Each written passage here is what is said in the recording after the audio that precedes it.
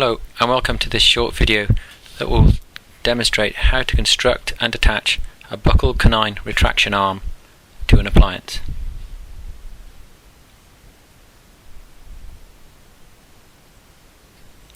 The Buccal Canine Retraction Arm is a device often used to retract teeth along an arch where perhaps another spring may not be appropriate, such as a palatal finger spring or a Buccal Canine Retraction Arm.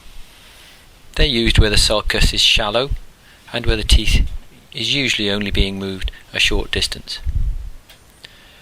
In this case we're using 0.7mm stainless steel wire, but you could use 0.8 wire if requested to do so by the clinician. To begin with, the clasp arm is bent around the front of the tooth being moved, in this case the upper right 3. The arm is bent around so it has full contact with the tooth at about halfway down the crown length. It should engage as much of the tooth as possible, and if you need to trim some of the gingival margin away to enable this, then do so. So the clasp is formed around the tooth, and then the active part of the appliance, the part of the component, or the active part of the component, which is the U-loop, is then constructed, which will be used to actually move the tooth. This should be made as a 90-degree bend from the original part of the wire and then down into the sulcus until it is deep enough to allow some activation, but not so deep that it contacts the sulcus of the model. This may cause ulceration or pain for the patient, so we keep this U-loop just short of the sulcus on the impression. As you can see here, the actual U-loop should be parallel. The U-loop arms should be parallel with one another. This indicates to the clinician that the U-loop is passive and has not been activated. The next part is almost the tag really, which bends from the U-loop and onto the bridge of the clasp. This may not necessarily be the same length as the initial U-loop bend made, so the U-loop can have different length arms. Here I'm using a pair of 65 spring-forming pliers to bend a gentle curve that follows the line of the arch, so that the wire should contact this 3 and then follow the line of the arch until the tag lines up with the bridge of the crib. This is where we'll be attaching the component.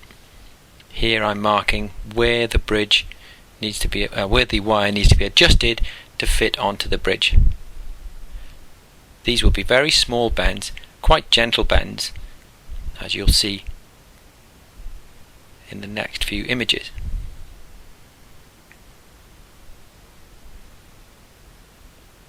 Here I'm using a pair of 64s or universal pliers just to straighten out a bend that I'd overdone a little earlier.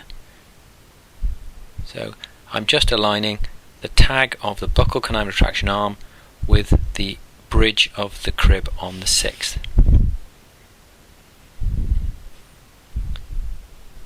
None of the wire from the tooth forming the U-loop and onto the bridge should contact the tissue. There should be a space.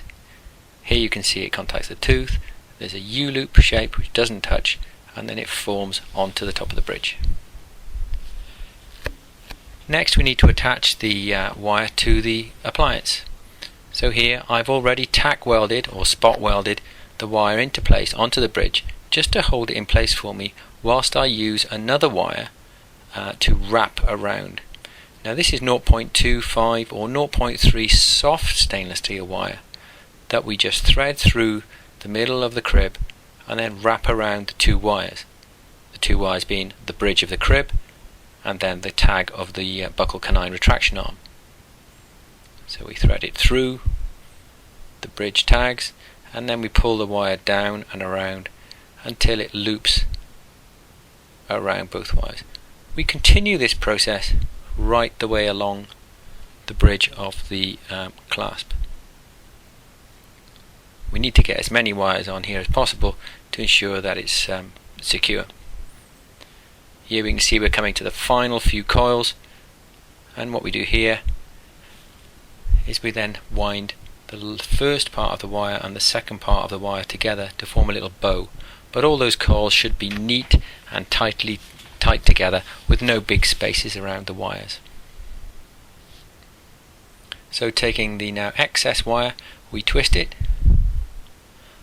just as you would like a little bread tie on a loaf. Here I'm using some pliers just to stop it slipping through my fingers, and just twisting it until the excess wire is taken up, and it will actually pull the wire that's coiled around those two components nice and tight together. Then using some cutters we snip off the excess, leaving a small amount displaying, and now we have the component joined not only tacked with a spot weld but also wrapped with soft stainless steel wire. The next stage is to then add flux and solder to this, silver solder for stainless steel purposes, and to then add solder over the joint. This is then a very secure joint and is unlikely to come detached.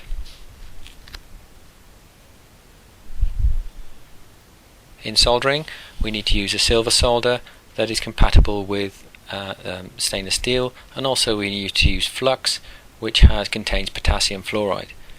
The potassium fluoride is important as it eats through the passive oxide layer that builds up on the stainless steel, giving it or keeping its stainless steel nature and its nice polished nature.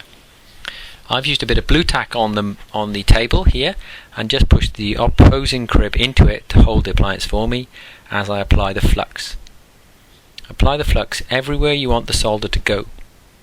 This is all over the tagging of the Buccal Canine Retraction Arm and all over the bridge on the top, and here just making sure it's gone completely underneath too. You don't want this flux to go into the crib arrowheads, otherwise all your solder will go there. So with all safety glasses and precautions in place, we gently warm the flux until it begins to bubble and boil. This is the water evaporating. It then reaches a point where it goes crystalline, and then shortly afterwards it will become clear, and then we can add the solder.